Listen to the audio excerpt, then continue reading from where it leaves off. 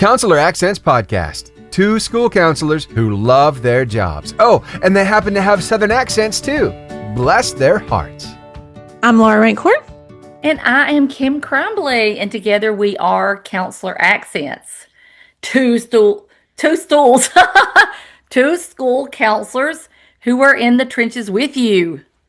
We know what you're going through because we're living it every single day. You really threw me off with the stools. I didn't know where we were going with that, and I just let it go. You know, people who are more professional actually have this recorded and they just insert it. Not us. We're not going to do it the professional way. No, because you never know what you're going to get. You know, it's like a box of chocolates, in the words of Forrest Gump. Yeah. And if Speaking of Forrest Gump, yeah, one of my favorite books, and I don't know if you know, the author is from South Alabama, and if you've ever been there, it's a little shrimp town, and so that's a good segue into what we're going to be talking about today, which is books. Yeah. So, are we doing any stories before we do the books, or are we just diving right into the books? Oh, no, let's do a story. I'm just giving a little bit of a teaser. A little bit of a teaser. A shrimp appetizer. A little shrimp appetizer, if you will. So Winston Groom is the author of Forrest Gump, and it is one of those, Bill Labatre, I think is the name. I know I'm not probably, that is a little area, and it's very, good food there, beautiful area, and it very much, if you're in South Alabama and you're at the beach, you need to check out all of the references back to Forrest Gump. So, yes, we are going to be talking about books today, but also talking about traveling and traveling to, when you travel, really digging into the culture. Right. Yeah. And what the community has to offer. And so you and I just did a thing in Tuskegee.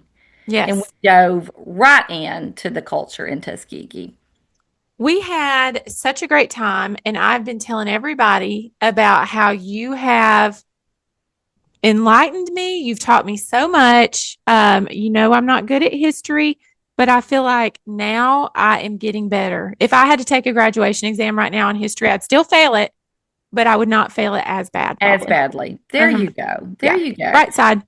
Right side. So is Tuskegee for another day, or do we want to talk a little bit about some of the things that we did in Tuskegee? Well, I know the story that I want us to share in this episode, but I don't care to go on a little Tuskegee journey if you want. No.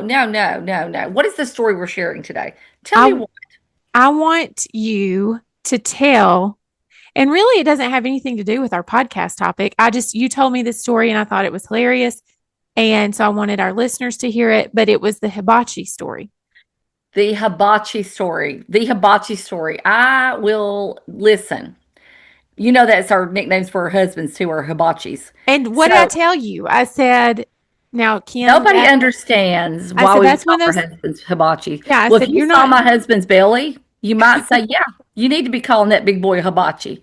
So this is recently, my adult son called me, and he said, hey, Mom, do you want to go to in our hometown? I want to beep it out because to save, you know. In case the hibachi cook listens to our podcast. Absolutely. I would go to limb and say he does not. That's shocking. He may be an avid listener, big fan. You know how it's school counselors and hibachi cooks. And hibachi, big market. And hibachi cooks. Okay, and my little child with disabilities comes in the middle of the podcast yelling 1, 2, 3 action. So we're going to action this up. So if your adult child calls and says, hey, Mom, me and the wife and the little kitties, my two grandchildren, are going to burp and eat at a hibachi, where you're all going to sit around there and they're going to do all the things. Well, I love a good experience, and usually we have to travel for that. But I'm like, Here it okay, is in your own backyard. okay. I'm like, okay, okay, this is going to be different. And it's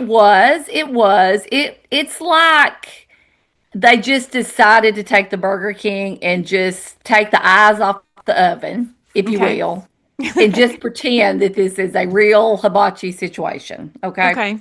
And so we're sitting in there and we're waiting, and the guy comes out, and he is as confused as I would be with the big chef hat on. You could tell.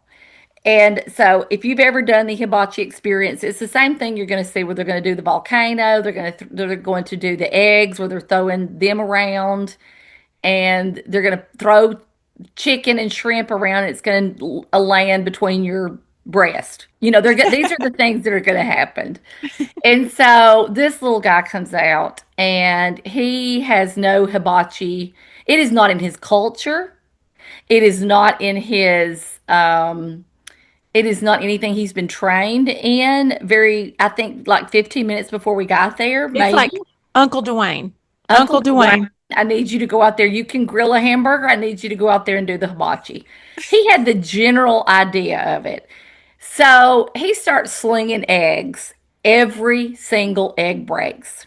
Every single egg breaks. We are starting to laugh. It's almost like we think, well, okay, it's going to be like Harlem Globetrotters, and then he's going to, come into himself, and it's just going to be, no, it just went It down never got better. there. He threw the egg up, and it bust. It's supposed to catch in his chef hat. It busted in his chef's hat. Oh, so egg Zero. goo and hair particles are now. So then we try to do the volcano, which in itself, him working the hibachi knife, I was drawn up so tight. Mm, You know what I usually say when I'm drawn up that tight, but I'm not going to say it because you'd say it's crass. But I please, was yes. Thank okay. you. And so, he pours the stuff in there, lights it. The fire escapes from the former Burger King eye without the eyes, the grill.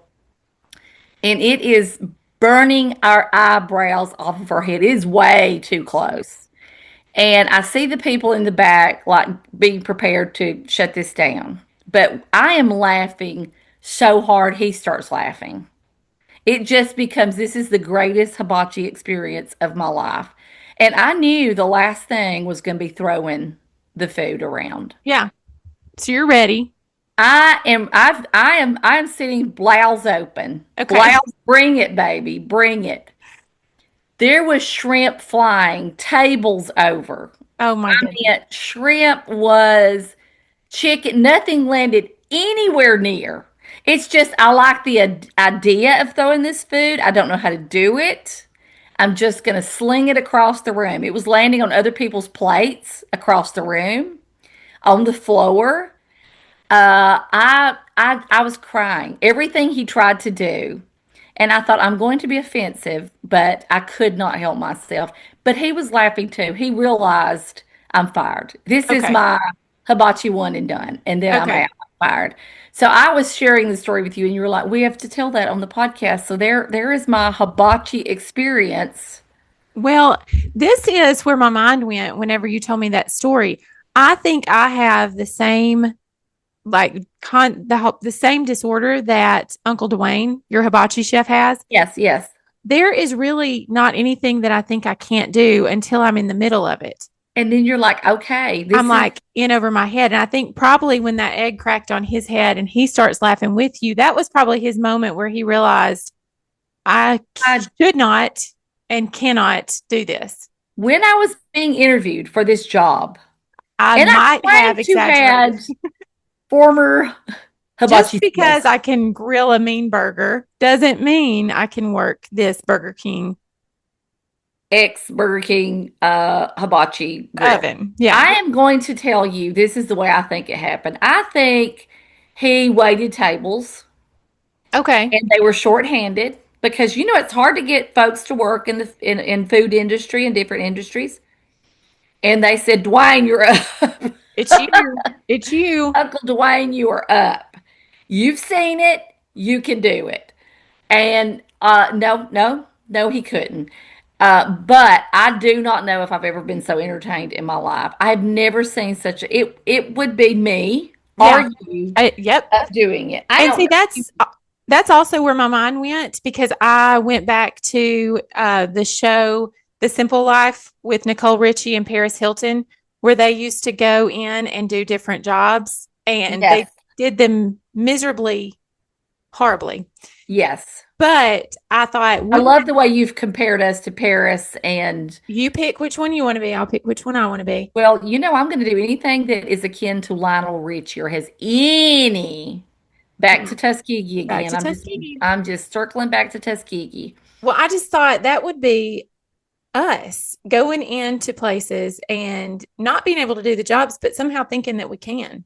Uh, you and I we're eating lunch, dinner, lupper yesterday, and where we're eating, there is an interview going on. Mm. And you were so up in that thing, ready to I jump was in and do this ready job. to go interview.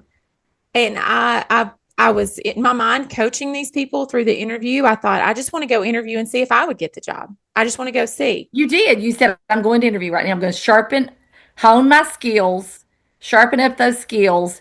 But we were very tickled. We were very tickled about the interview process because the man that was interviewing may have been the worst interviewer ever. He talked for how many minutes straight without even asking questions or anything. Well, and just to back it up a little bit, he was conducting an interview with one person.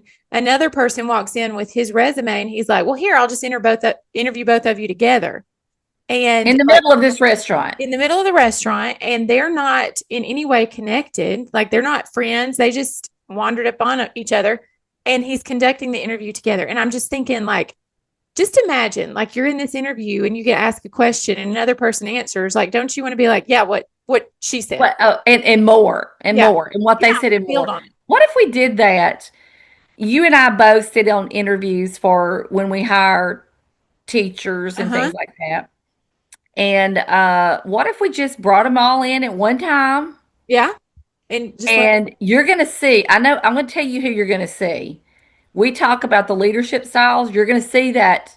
You're going to see the eagle leader, yeah, and you're going to see the meek, and then you're going to see the bull. bull, Yeah. because the bull is going to be That's the true. one that. But hey, maybe that's the way we need to do it. The bull's going to be the one that knows everything, can answer everything, and then the meek one's going to just get up and walk out crying, and then you're going to have the bull. Yeah. I I think mean, and then the eagle, if you could discern. I think that we just figured out a new way to interview. genius. Genius. Speaking of genius, we have some summertime is my read time. You know this. Uh-huh. And I have read some amazing, amazing, amazing, amazing books. Last summer, I went through every Jane Austen book, every single one, once again. So this year, because I just seem to fall in the same authors in the same genre. So this year, I really stretched myself. And I'll start with the first book and then you can do the second one, okay? Okay. So, because I was going to Alaska this summer, I read a book called The Great Alone by Kristen Hanna. Mm-hmm. I think a lot of people know this author. Uh, but I will say that when I read this book, I could not put this down. Her writing style is so incredible and so detailed. Uh-huh. It really opened up Alaska. It's a little bit of a time. It's back in the set in the 70s. It deals with, I'm not going to give the book away, but it deals with a father coming back from Vietnam, trying to find his place again. And there is some trying to find where they fit in. They feel like Alaska's the place, and having been in Alaska, it has to be a very certain kind of individual to live there, Okay. you know. And we could go in why, because it never got dark.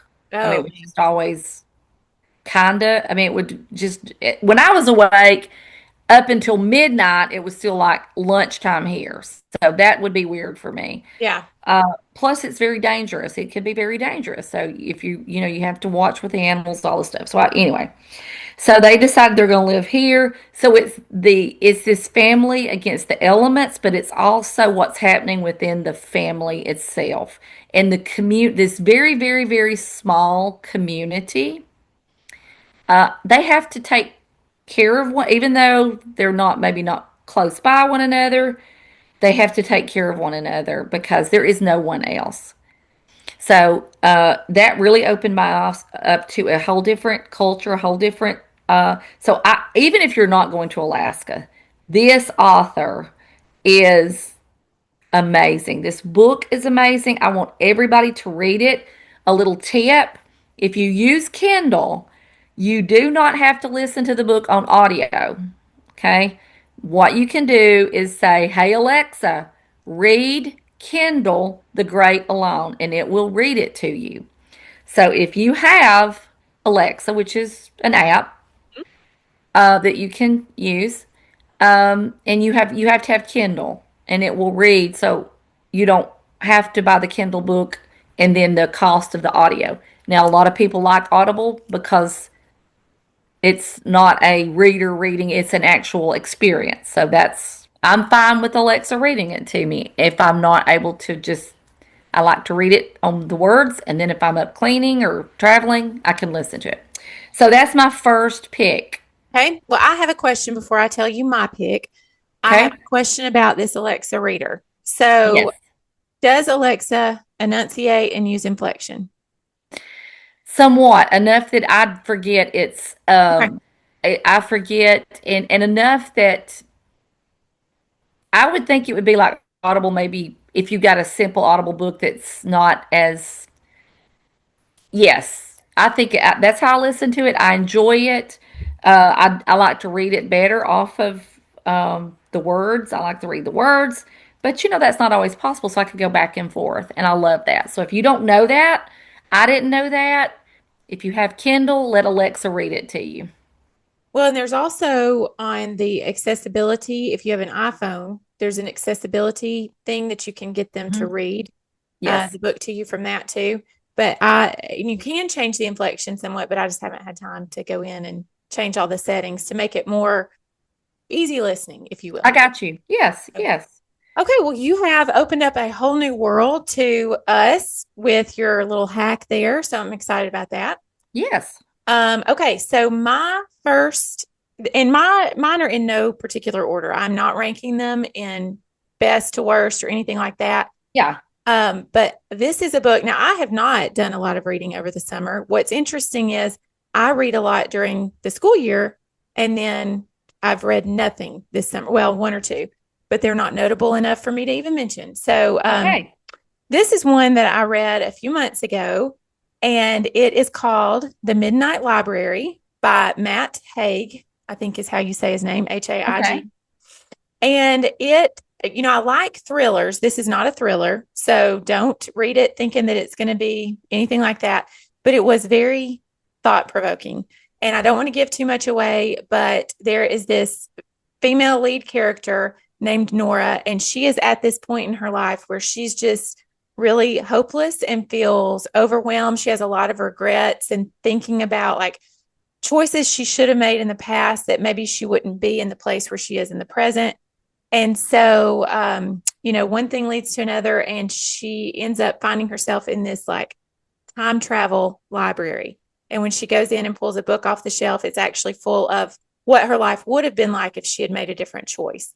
And then she is transported to that place in her life and gets to relive it, see how it would have gone, And then, so she's like reliving several different areas of her life to see how it goes. And I don't want to give anything away. I don't want to keep talking because I'm afraid I'm just going to like tell you everything. So I'll leave it at that. But I think as school counselors, it hits on a lot of mental health themes. Like there's a mental health overarching theme with just that hopelessness in place where people get. And, you know, a lot of times they think, man, if only I had done this. And so I don't know. I think reading this book kind of helped me think through that and think about that. And I can see by the glitter in your eyes you really enjoyed I that. did enjoy it. I'm going to read this book. Okay. The next one is another author that this is a book that I read this summer.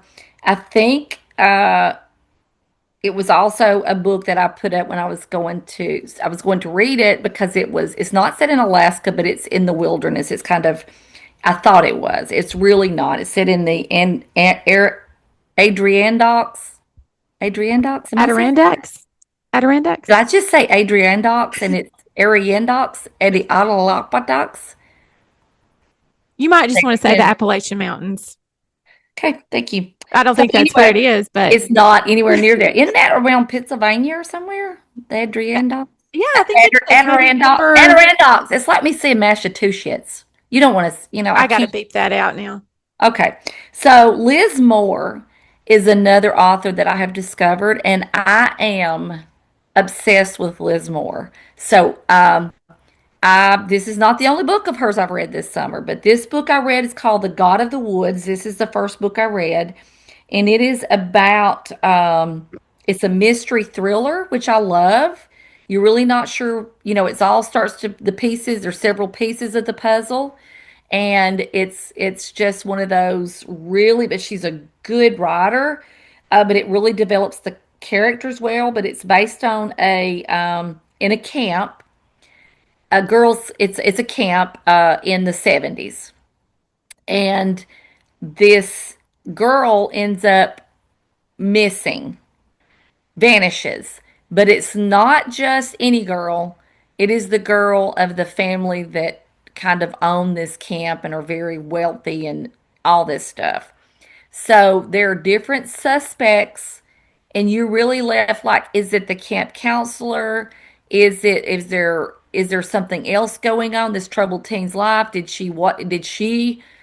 a high school counselor, you're thinking, yeah, I know what she's done. You think you might be figuring out if you know teenagers, but it is amazing. It is absolutely amazing. In 2024, it was the winner of Reader's favorite mystery thriller. So it is I'm sure most of our listeners are probably familiar with Liz Moore. I wasn't, but this is again, could not put it down. That's why I've found such good books that I've read them quickly because I would stay up. I go to bed at 8. My husband came through because he goes to bed later and it's like 11 o'clock. He goes, "Are you still up? I can't put this book down." That's a good So book. I just couldn't. It's that good. So that's my second choice. Go ahead. Okay, we are normally very different on our reading choices, but I'm going to tell you that these two that you have said, like normally I just fall asleep as you're explaining the books that you have read, but Yes. you have gripped me with the two books. These are different genres than I've read before. So yes, I'm delving into some other things and I've been very, very excited about it. Okay, go ahead. Okay, my second book is called The One by John Mars, and it is a psychological thriller. And just the premise of it is that there has been a scientific discovery where a DNA test promises to match individuals with their soulmate. And so it is like you're trying to find, like you get, it's kind of like 23andMe or Ancestry.com or whatever, and you get it in the mail, like this is who your soulmate match is. And so oh wow, that's all. I'm already like okay. And it's like I said, it's a psychological thriller, so it's not necessarily a romance book. It is psychological thriller. And so what I will tell you up front is you are following the story of about 5 different couples. And so a lot of times people, when they start reading this, each chapter switches between the 5 couples. And so some people say, gosh, I don't want to get bogged down. Keep reading because it stays in the same pattern. Like the first person that's talked about in chapter 1 is the same person that's going to be talked about in chapter 6. You know what I mean? Like it follows Yes. that. Yes. So, and every chapter leaves you like on a cliffhanger where you can't wait to get back to that person's story. And so when I think about the audience of school counselors, it definitely hits on like ethics and technology. Oh, yeah. And that's something that's near and dear to our hearts, Kim. We've been talking about that for a couple of days now about, Yes, we just have. Yes, we ethical have. use of Actually, technology. training on that. So, Yep. AI and ethics. Yeah. Yep. And then each character in this book is going through some kind of personal turmoil, like grief, trauma, deception, whatever. And so, as a school counselor, there is a whole lot of empathy for what these people are feeling and some of the choices that they make. And then it just shows you like relationships and trust. And so, I would recommend this book, the one. I love that. It So is my kind of next, science fiction-y, and that's different from what I normally read. yeah, yes, it is. And I'm not a science fiction Me person. either, Do you but like it? it stuck with me. So the next book is another book by Liz Moore, Okay. and it is called The Long Bright River. It's a thriller, a suspenseful thriller, and it is set in Kingston, and it is all around the opioid crisis and the drug crisis in this community. And it follows two sisters. One becomes a police officer, the other goes down the road of drug use. And when you're reading this, there it's gut wrenching. I mean, it is literally hard to read in places, but it is so character developed, and you're right there, and it's so suspenseful as to what's going to happen and what has happened. One of those you think you know, and then, oh my goodness, I didn't know. Because you get to know these characters, and you like, oh, you've got your mindset, and then there out comes a plot twist or whatever. So, uh, I wanted to say every book that and this is every time I would read a book this summer, again, I was eating them like candy. I would say this is the best book, and then I would read another one. I go, no, this is the best book. But mine are basically around Liz Moore and Kristen Hanna. So Okay. that I just delved into them. So go ahead with your next one. Okay. Well, this is also a different read for me. It is called Remarkably Bright Creatures. And I would encourage you to listen to the audio version of this if you can, because the narration in it is so good. Who is that? Like in that movie, My Best Friend's Wedding, not the groom, but the best friend. No, it was the best friend that was the groom, but like her current best friend, Julie Roberts' current best friend. You know who I'm talking about with that rich voice? Oh gosh, I'm gonna have to watch that again. Oh, you're Well, talking about the actor, I'm talking about the actor. a Yeah. male actor. Yeah. So Rupert Everett. Rupert Everett. Okay. Yes. Well, his voice is what it sounds like in this book. I don't know if Mm. it's him or not, but You fell in love with his voice, didn't you? yes, yes. And so I would encourage you to read this book, or I mean, listen to this book. Now, when I describe it, you're going to say, Laura, you've lost your mind. But no, it was really good. So it's a book. It's all about grief and loneliness and just the power of connection. This lady starts cleaning the aquarium in California, Monterey Bay or whatever, out in California. I think that's California. I don't know. You could tell me. I don't know geography. Anyway, some giant aquarium that's really well known. Well, she just starts really connecting and like having these just conversations with the giant octopus that's in the tank in this aquarium. So a lot of the story is told from the octopus's perspective, and that's the voice, Rupert Everett. I don't know that that's his voice, but that's who Isn't he that a sounds movie? like. I don't know. Okay, keep going. Okay. So anyway, so she cleans this aquarium at night, and so the octopus is just very like he's so smart, and he can observe what she's going through, and she just talks to him just as a form of, like, sharing therapy, like just having therapy and everything. Anyway, the well, gosh, I was about to tell you something, but I'm not. This is the problem with this kind of episode, Kim. I'm You're going afraid to I'm tell me going to all tell about too it. Well, much. just you're supposed to give the bait, and that's it. So Okay. you're just saying you have me when you had me an octopus. You Okay. had me an Okay. octopus. Well, that's the part that almost lost me. When I read the synopsis, people were saying, you've got to read this, you've got to read this. And I was like, you're telling me that I've got to read a book that's written from the perspective of an octopus. No, thank you. But, I will say this, that the main character is really processing a lot of grief and loss. And so is the octopus. And so the things that they have in common that you can notice throughout the book. And again, as school counselors, it's good to just have that empathy. Like, you can really feel this book. And they end up, I don't want to tell you what happens, but it is suspenseful. And there is a mystery involved. So it's good.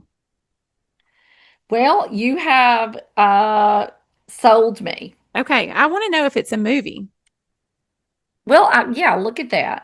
So I think everybody's probably read this except for me. So I'm not going to go into it other than to say if you were me and you did not read this, read it now.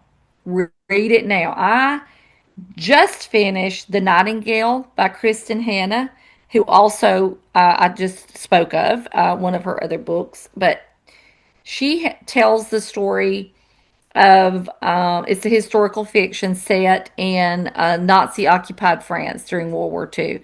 Usually, I hear the word Nazi Yeah. and I hear the which is bad. This is not good. This is not a thing I'm proud of. But the it's hard for me to read any atrocities Yeah.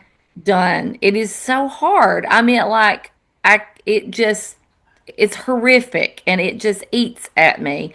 But this book is so beautiful, and the it's there. I mean, it's hard to read. I'm not going to say it's not, but it's so beautiful and so worth it, and you can't put it down if you've not read it. But it's the past of two sisters as they're trying to resist this German occupation of France and what happens to them, and then it you feel like you're there. You feel like you're in this position of trying to um you don't want to give in, but at the same time you want to stay alive, and you're put in positions that you think you know what you would do until you're in that position, and it's just so thought provoking. And you can't believe that this happened not even that long ago. And it reminds you again of how resilient humans can be, and this two sisters, and it's just an incredible. If you don't read anything that I have said, this would be the one that I would read. So I have one more that I have to tell you about. If you've got one, go right ahead, but I have to do one more Okay. because you are going to love this. Okay. I do have another one. This book is called Gray After Dark. Okay. Gray After Dark. And I promise you, it's not part of the 50 Shades of Gray. I'm out then. Never mind. But it sounds bad. Gray After Dark. It sounds like it'd be part of that. So it is actually based on a true story. Loosely based on a true story. And you may know this story, Kim. Do you remember the 1984 kidnapping of an Olympic athlete, Carrie Swenson? Do you remember anything about that? I do not. Okay, well, I'm ashamed to say. I didn't know anything about it either. And so, yeah, this Olympic athlete was kidnapped and held. And I don't want to give it away, but this is based on her story. It's very suspenseful. As a school counselor, it helps with, like, you're thinking about the trauma. and what this character is going through, and just it's just a lot, and it's very suspenseful. So I would highly recommend it. Love it. It sounds like our theme is a lot of mystery, suspense, Yeah, it thriller. does. Okay, I'm done after this book. Okay. Even though I have read more than this summer. But I'm Okay. going to stop with this one. While I was in Alaska, stopped in a bookstore because I'm going to find a bookstore. And this was in Anchorage. So I went in and I asked the lady working at the bookstore, I said, "What's your favorite book in here?" She said, "My favorite book in here has been around for a while and it's called Two Old Women." Hmm. And I said, "Okay, if you recommend it, I'm going to get it." So it's about two women, and I cannot remember the tribe, maybe Tinglet, because that is mostly what is in that region. Because it's set basically where I was in the Yukon, and so these tribe decides they're starving. They're a nomadic tribe, and they're starving. So they decide and they have a meeting and they say, and I'm not gonna give everything away, we're leaving the two old women. Hmm. They're leaving them because they're starving. They're leaving them to die. And the resilience and the humor, this is it was another I couldn't put down. Oh. These two old women, I hate to say old women, but that is the name of the book. These two elderly women who were left to die pull everything that they have within them to survive. And it is their story of survival. It's also the story of lessons that they learned. And it's just a really human story that's very interesting. And from what I can tell, it is a story that's just passed down from generation to generation among the people. So anyway, Two Old Women. It was a short read, but a really, really good book. Fun book to I read. love it. That makes me want to read it. So I'm gonna end it there with that book. I've got another one, but I think we kept this suspenseful and fun. The book that I would throw in there, I don't think would. I think we need to save it for another podcast Well, because and I also want to talk about the book Henrietta Lacks. We've talked about that in the past, so we let's do need some to. nonfiction reading, and we'll have a nonfiction episode. How about that? Oh, I would love that. Okay. Let's do it. Well, we hope that you will share your summer reads with us because we love to do that. So tell us what you're reading. And don't forget that we do have a book called Growing Your Program for School Counselors. And Kim, I It's know a lot of suspense. it's so It's a suspenseful. It's mystery. a whodunit. And It's what's going to happen next. yep, you'll be on the edge of your seat. That's how we wrote it. What's going to Yep. happen next? Who We done don't it? know. What? But we do hope that you laugh some throughout it. We sure did. And we would love nothing more. We also have Hygiene, a children's book all about teaching the very difficult topic of none other than hygiene. And we've been promising this for about a year, Kim. We've run into just a hiccup or two, but it's about to happen. We're about to release another book called Working Smarter, Not Harder for School Counselors. So we're very excited about that. We are very excited. A lot of great things happening. So we are And thrilled you listened. check with your local state school counseling association because we may be coming to a state near you. We have quite a full calendar this fall, and we don't want to tell everywhere we're going just yet, but we're headed We have to about 6 states that we'll be at. Yep, 6 states. We will talk about them soon. So, Okay. all right. Well, you can follow us on Facebook. You can like us on Instagram and do all the things.